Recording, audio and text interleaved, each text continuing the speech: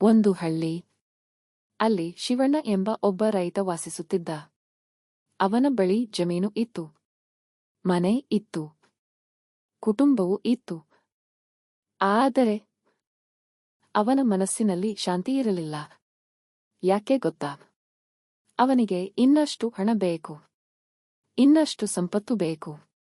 ನಾನು ಈ ಹಳ್ಳಿಯಲ್ಲೇ ಅತ್ಯಂತ ಶ್ರೀಮಂತನಾಗಬೇಕು ಎಂದು ಅವನು ದಿನವೂ ಯೋಚಿಸುತ್ತಿದ್ದ. ಒಂದು ದಿನ ಶಿವಣ್ಣ ತನ್ನ ಹೊಲದಲ್ಲಿ ಕೆಲಸ ಮಾಡುತ್ತಿದ್ದ. ಆ ಸಮಯದಲ್ಲಿ ಮಣ್ಣಿನೊಳಗೆ ಏನೋ ಹೊಳೆಯುತ್ತಿರುವುದು ಅವನ ಗಮನಕ್ಕೆ ಬಂತು. ಇದು ಏನು ಎಂದು ಆಶ್ಚರ್ಯಪಟ್ಟನು. ಅವನು ಅದನ್ನು ಹೊರತೆಗೆದನು. ಅದು ಒಂದು ವಿಚಿತ್ರ ಕಲ್ಲು. ಆ ಕಲ್ಲಿನಿಂದ ಬಂಗಾರದಂತೆ ಹೊಳಪು ಬರುತ್ತಿತ್ತು. ಶಿವಣ್ಣ ಅದನ್ನು ಮುಟ್ಟಿದ ತಕ್ಷಣ ಅವನ ಹೃದಯದಲ್ಲಿ ವಿಚಿತ್ರ ಸಂತೋಷ ಮೂಡಿತು.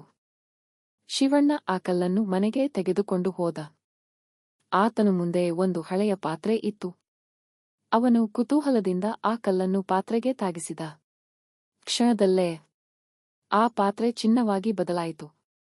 ಶಿವಣ್ಣನ ಕಣ್ಣುಗಳು ದೊಡ್ಡದಾದವು. ನಾನು ಶ್ರೀಮಂತನಾದೆ ಎಂದು ಅವನು ಖುಷಿಯಿಂದ ಕೂಗಿದ. ಆ ದಿನದಿಂದ ಅವನು ಮನೆಯಲ್ಲಿದ್ದ ಚಿಕ್ಕ ಚಿಕ್ಕ ವಸ್ತುಗಳನ್ನೆಲ್ಲ ಚಿನ್ನವಾಗಿಸಲು ಶುರುಮಾಡಿದ. ಸ್ವಲ್ಪ ದಿನಗಳಲ್ಲಿ ಶಿವಣ್ಣನ ಮನೆ ಸಂಪೂರ್ಣ ಚಿನ್ನದಿಂದ ತುಂಬಿತು. ಪಾತ್ರೆಗಳು, ಕುರ್ಚಿಗಳು, ಬಾಗಿಲುಗಳು ಎಲ್ಲವೂ ಚಿನ್ನವಾಗಿದ್ದವು. ಆದರೆ ಅವನ ಲೋಭ ಕಡಿಮೆಯಾಗಲಿಲ್ಲ. ಬದಲಾಗಿ ಇನ್ನಷ್ಟು ಹೆಚ್ಚಾಯಿತು.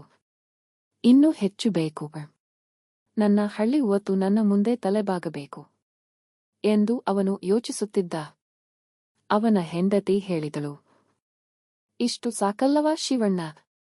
ನಮಗೆ ಬೇಕಾದಷ್ಟು ಈಗಾಗಲೇ ಇದೆಗೆ.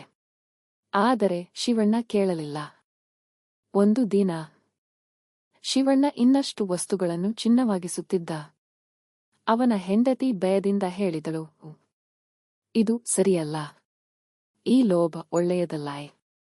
ಅವಳು ಅವನ ಕೈ ಹಿಡಿದು ತಡೆಯಲು ಪ್ರಯತ್ನಿಸಿದಳು. ಆದರೆ ಆ ಕ್ಷಣದಲ್ಲಿ ಆ ಮಾಯಾಕಲ್ಲು ಅವಳಿಗೆ ತಾಗಿಬಿಟ್ಟಿತು. ಕ್ಷಣದಲ್ಲೇ ಅವಳು ಚಿನ್ನದ ಪ್ರತಿಮೆಯಾಗಿ ಬದಲಾಯಿತು. ಶಿವಣ್ಣ ಬೆಚ್ಚಿಬಿದ್ದ. ಇಲ್ಲ ಎಂದು ಜೋರಾಗಿ ಕಿರುಚಿದ. ಶಿವಣ್ಣ ತನ್ನ ಹೆಂಡತಿಯನ್ನು ಅಪ್ಪಿಕೊಳ್ಳಲು ಪ್ರಯತ್ನಿಸಿದ. ಆದರೆ ಅವಳು ಈಗ ಜೀವಂತವಾಗಿರಲಿಲ್ಲ. ಅವನ ಕಣ್ಣಲ್ಲಿ ಕಣ್ಣೀರು ತುಂಬಿತು. ನನ್ನ ಲೋಭ ನನ್ನ ಜೀವನವನ್ನೇ ಹಾಳು ಮಾಡಿತು ಎಂದು ಅತ್ತನು. ಆ ದಿನ ಅವನಿಗೆ ಒಂದು ಸತ್ಯ ಅರ್ಥವಾಯಿತು. ಹಣ ಮತ್ತು ಸಂಪತ್ತು ಎಲ್ಲಕ್ಕಿಂತ ಮುಖ್ಯವಲ್ಲ. ಪ್ರೀತಿ ಮತ್ತು ಕುಟುಂಬವೇ ನಿಜವಾದ ಸಂಪತ್ತು.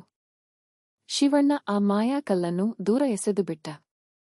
ಆದರೆ ಅವನು ಕಳೆದುಕೊಂಡದ್ದನ್ನು ಮರಳಿ ಪಡೆಯಲು ಸಾಧ್ಯವಾಗಲಿಲ್ಲ.